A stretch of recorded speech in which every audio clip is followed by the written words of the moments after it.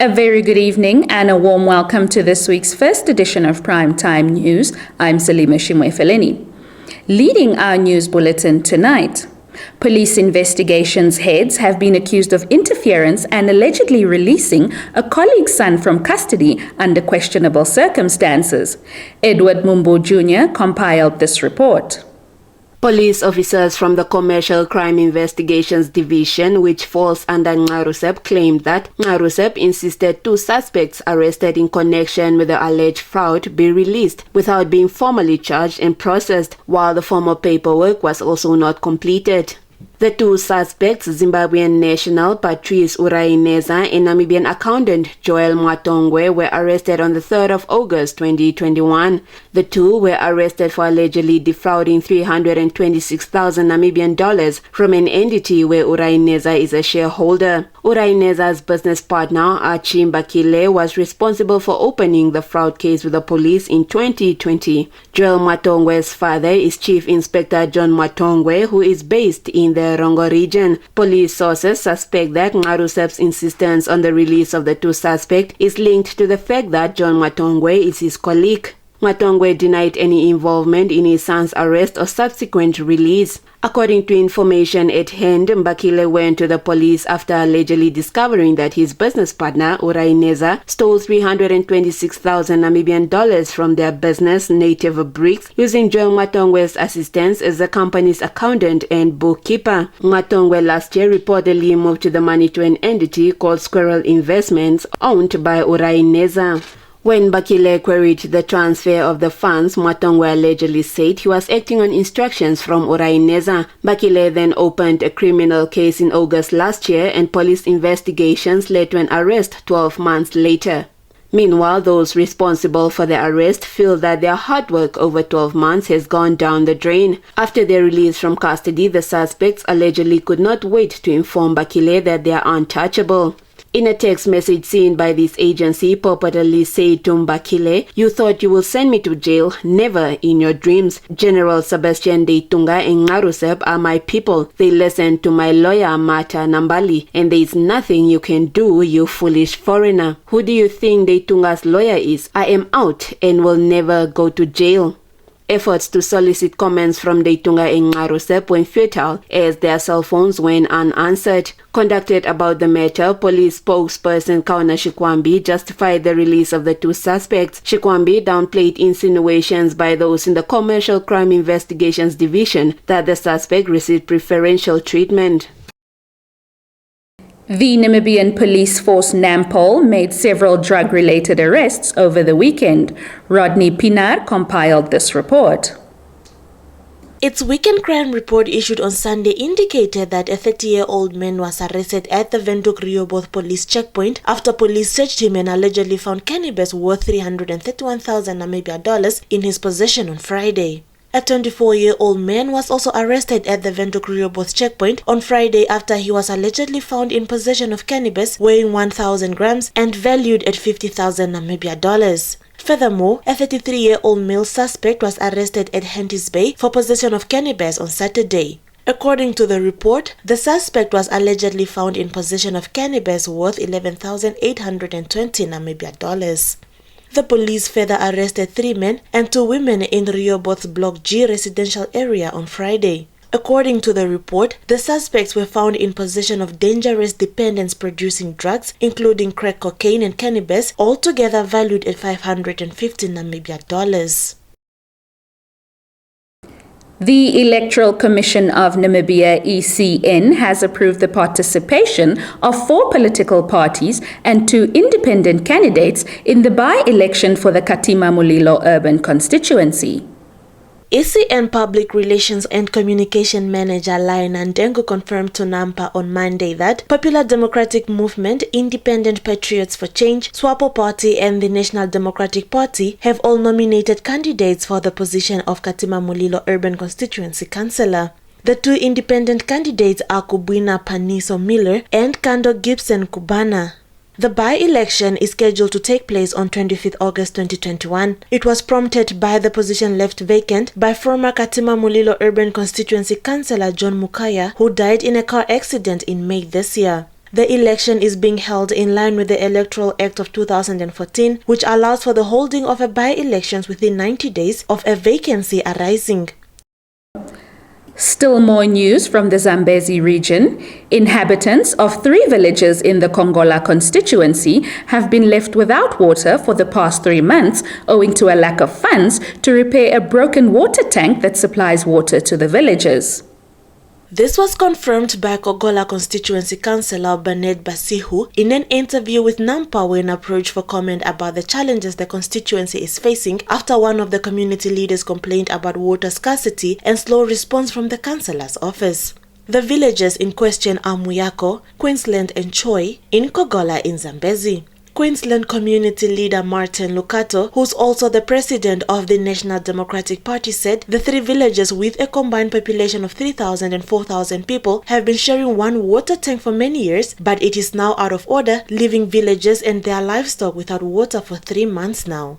He said they are currently getting water from another village which is around 3 kilometers away, but that village is also experiencing water shortage and the other area that has sufficient water is 12 kilometers away. Basihu told Nampa that he is aware of the situation as it has been dragging on for years, but the delay is caused by the lack of funds and the available budget does not indicate how much should be spent on repairing broken boreholes and how many new ones should be constructed. He added that his office has put up a temporary water tank at Choice Primary School which the community can access for now, while his office awaits budgetary provision to construct a borehole with a solar system that will cater to a larger number of people. Josephine Simeon, Nampa News. Stand by for your top roundup.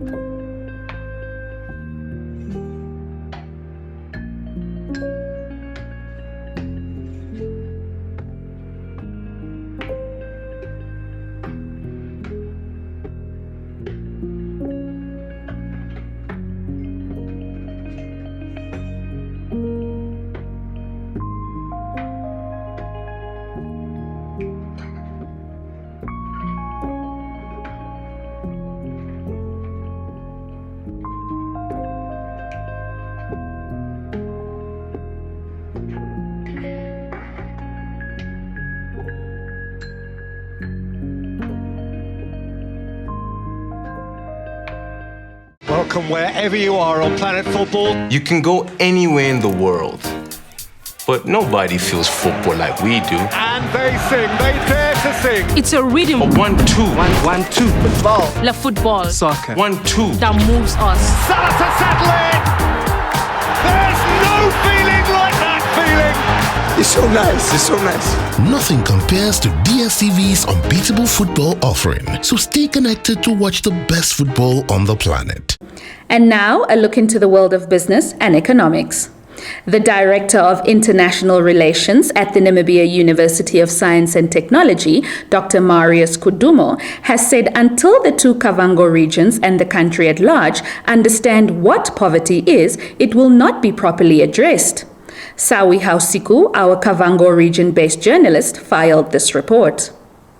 Kavango East and West are the poorest regions in the country. This, according to a multidimensional poverty index report by the Namibia Statistics Agency. Kudumo say the 2 regions have remained poor despite being endowed with substantial natural resources such as water, forestry, as well as fertile arable land. Most of the green schemes are in these regions. There are lodges, timber harvesting, and the latest oil exploration. However, None of these activities seem to bring significant economic life, he said. Kudumo also stated that one cause of poverty that has not been considered extensively is intellectual poverty, when people have no urge to grow and learn. The director noted that the greatest poverty is not lack of material well-being or money, but that of the mind. As a solution to addressing poverty in the two regions, Kudumo suggested the creation of an expertise database of the skills inherent in the regions. Kudumo said along with his partner, he has assigned a group of young people to create such a database, which will be submitted to the offices of the governors and will be made available in all constituencies. A UN climate science report said today extreme heat waves that previously only struck once every 50 years are now expected to occur once every decade because of global warming, while downpours and droughts have also become more frequent. More on this report from Reuters. The report found that we are already experiencing those effects of climate change as the planet has surpassed more than 1 degree Celsius in average warming. Heat waves, droughts, and torrential rains are only set to become more frequent and extreme as the Earth warms further. It is the first time that the UN Intergovernmental Panel on Climate Change has quantified the likelihood of these extreme events in a wide variety of scenarios. The report found that once in a decade, heavy rain events are now 1.3 times more likely and 6.7% wetter compared with the 50 years up to 1900 when major human-driven warming started to occur. Previously, once in a decade, droughts could happen every 5 or 6 years. Scientists emphasized that these effects of climate change are already here, with events like the heat wave in the US Pacific Northwest killing hundreds in June and Brazil currently experiencing its worst drought in 91 years. The business and economics roundup is up next, followed by a trip to the marketplace.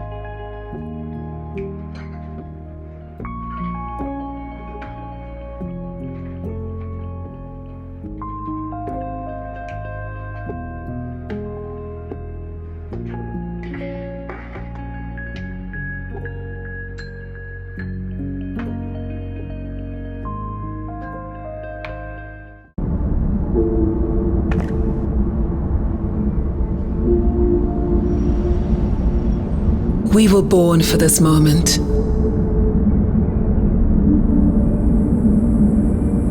For every rise, every fall, to make the impossible possible.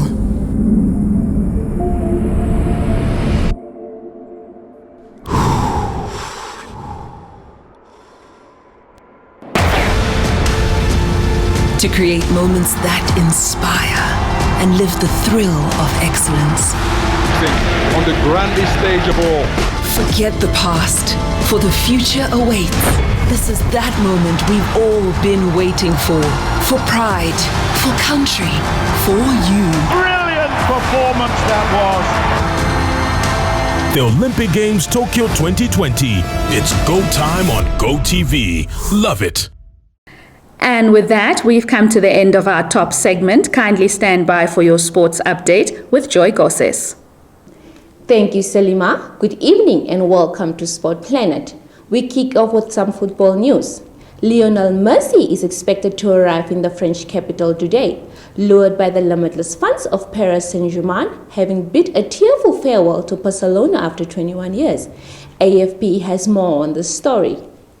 On Sunday night, dozens of PSG diehards gathered at the gates of Le Bourget Airport to the north of the capital in hope of catching a glimpse of their new Galactico. Their wait was in vain, although French media maintained that it was a question of when and not if Messi arrives. Before signing the contract in Paris, Messi will first have to undergo a medical examination. Stressing no deals have been done, Messi conceded at his tearful farewell news conference in Barcelona on Sunday that joining PSG was a possibility. In reality, they are the only club who can afford what is expected to be a deal worth 35 million euros a year for the 34-year-old Argentinian.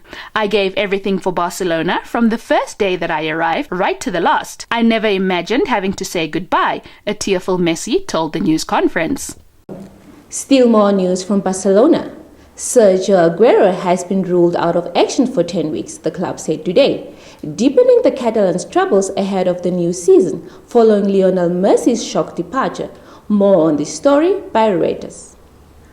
Aguero, a close friend of Messi and his international teammate with Argentina, joined Barca as a free agent in June after 10 years with Manchester City. Barca's statement said the 33-year-old Aguero had injured a tendon in his right calf muscle and will be out for around 10 weeks, meaning he'll not make his debut until October 17 at the earliest, when they host Valencia in La Liga. Aguero's problem comes after a final season with City blighted by injuries, limiting him to only 7 Premier League starts. Barcelona coach Ronald Koeman is now short of striking options for his team's opening game against Real Sociedad on Sunday, with Martin Braithwaite, Antoine Griezmann, as well as Memphis Depay, his only available forwards.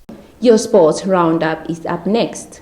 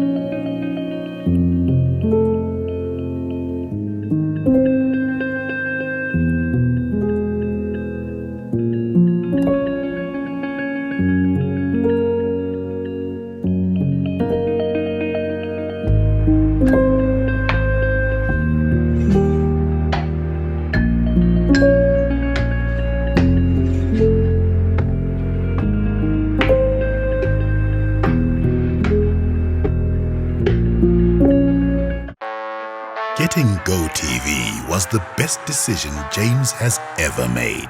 See, James has always watched football wherever he can. Sometimes it got awkward.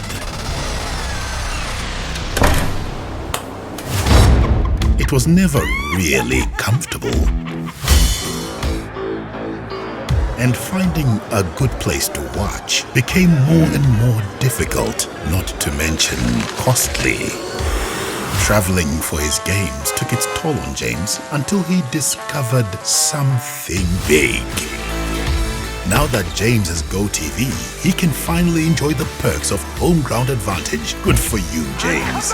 Get Home Ground Advantage with GoTV. With superstar players competing in the world's biggest leagues and cup competitions, you'll be spoiled for football choice. So get and stay connected to GoTV for the best football season yet. GoTV. Love it.